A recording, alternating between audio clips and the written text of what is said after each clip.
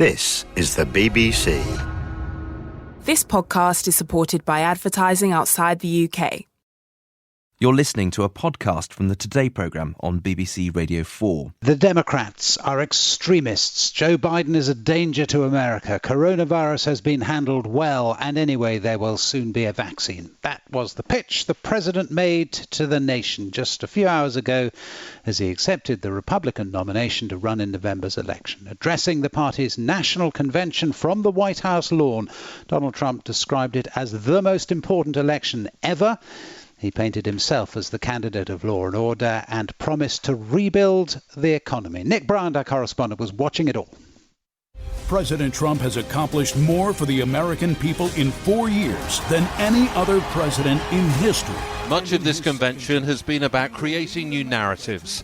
That Donald Trump is the hero of the coronavirus, an ally of African Americans, a friend of the migrant, and the champion of women in the workplace. The aim has not just been to energize his base, but to expand it.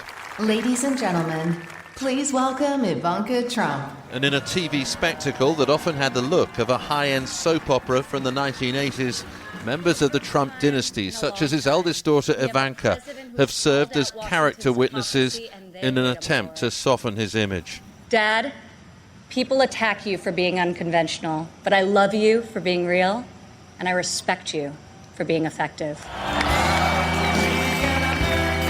Donald Trump's entrance felt like the golden age of Hollywood, descending from the balcony of the White House down a sweeping staircase to a stage bedecked with a blaze of American flags and bookended with giant screens reading Trump-Pence 2020. Thank you very much. Never in recent times has this famous mansion become a partisan prop for a political convention, a highly controversial move. This is the most important election in the history of our country.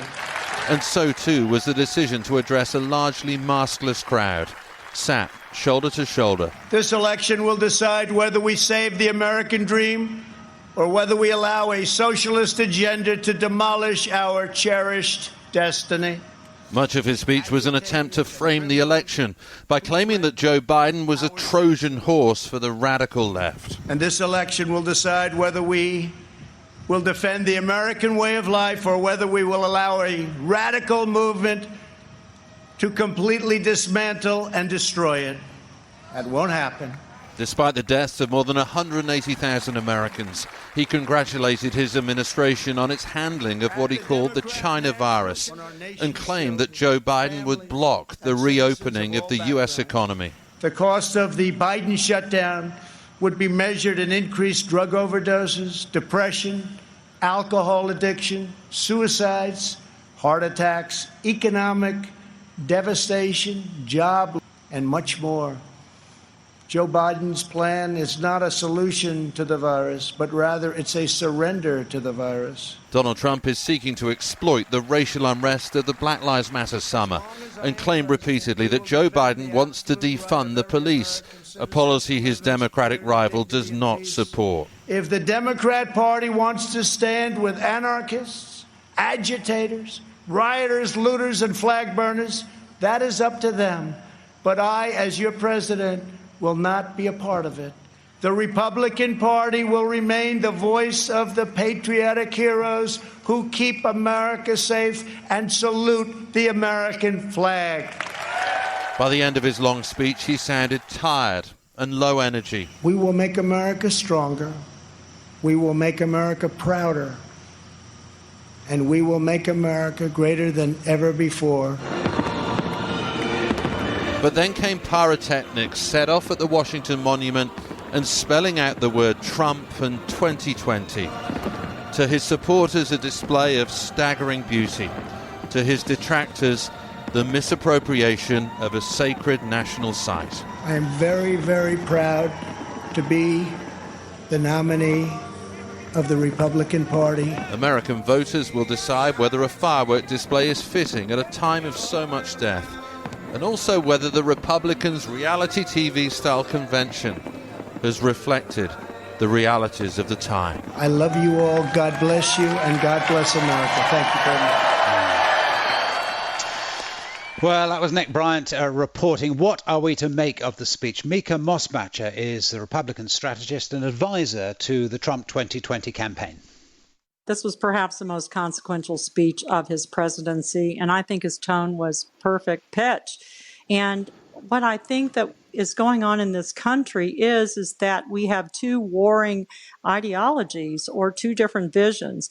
The America as we know it under the GOP, our traditional GOP values standing for the flag and for capitalism versus a radical left-wing socialistic agenda, which would, as Trump said, completely undermine America as we know it today. And I think that this speech resonated with a lot of Americans. I watched the Democratic convention, for example, and what I was struck with was it was light on policy and heavy on rhetoric. And I felt like that at times I was almost watching a chameleon change colors on a strobe light.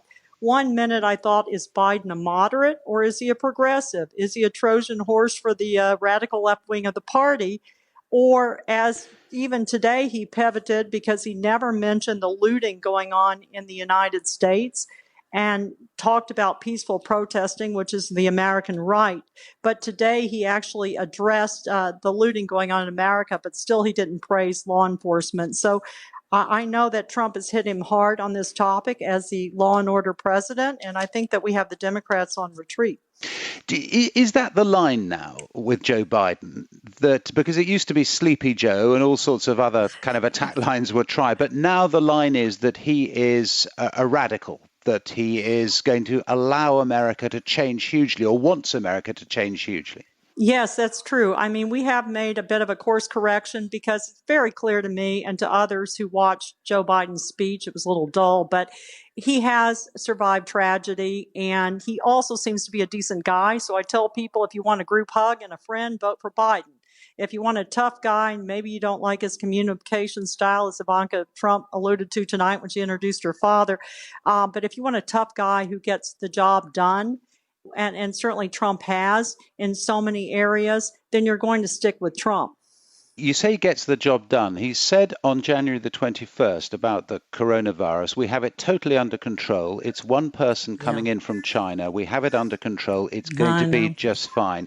It hasn't worked out like that, has it? No, and he didn't absolutely mention not. it much in his speech. And actually, for a lot of Americans, including potential supporters, that is a huge failing, isn't it?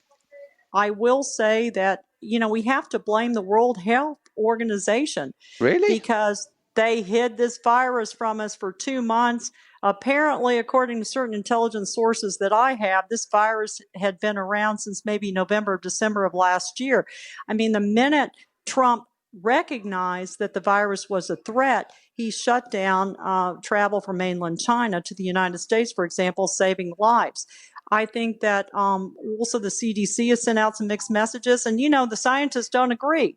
First, you wear a mask and then you don't. Now we realize the mask is the only line of defense against the virus. So, yes, there has been some confusion because I don't think anyone understands this virus. We've never seen anything like it since 1918.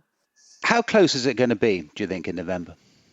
Razor thin. It was razor thin before in Michigan, Pennsylvania, and Wisconsin. I believe it will be razor thin again. It all boils down to, as usual, getting out the vote.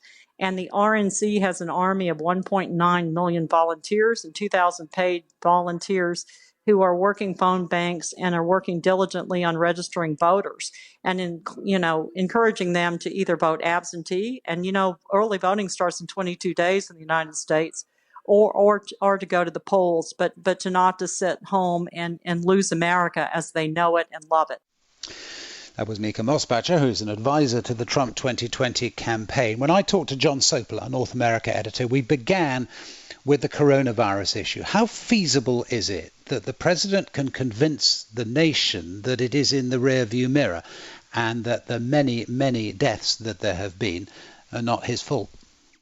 I think it's the biggest difficulty of this speech.